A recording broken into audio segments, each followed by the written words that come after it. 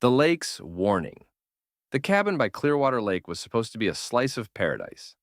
Isolated, surrounded by towering pines, and resting beside shimmering water, it was the perfect summer retreat for Emma and her friends. They spent the first day swimming, laughing, and soaking in the sun, but on their second night, things began to feel off. As Emma lay in bed, she heard it. Soft, splashing outside, despite everyone being inside and the lake utterly still when they turned in. Curious, she peeked out the window. The moon cast an eerie glow over the water. Near the shoreline, a figure was standing waist deep in the lake. It didn't move. "Who's out there?" Emma whispered. No one replied. The figure just stood, as if staring at the cabin, silent and still.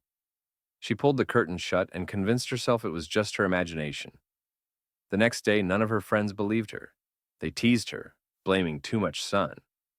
But when they returned to the lake, Emma noticed something chilling. The figure's footprints leading out of the water and disappearing into the woods. By the third night, the air inside the cabin was suffocating. The group had spent the evening inside, playing games and ignoring the rising tension. But when Emma checked her reflection in the window, she froze. Someone stood behind her in the darkness. A woman, her face pale and eyes black pits of void. Emma whipped around, but the room was empty. Then, the sound of water dripping. It echoed through the cabin, loud and relentless.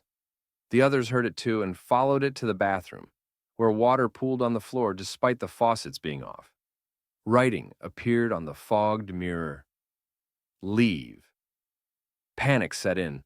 They decided to leave immediately, but as they approached the door, the sound of splashing grew louder. A slow, steady beat. Outside, the figure from the lake stood on the porch, water streaming from her hair and dress. "You were warned," she whispered, her voice like cracking ice. The group ran, but the woods weren't safe either.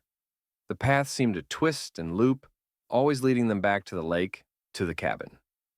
By morning, the group was nowhere to be found. Weeks later, a new group arrived at Clearwater Lake. They found the cabin abandoned, but eerily pristine.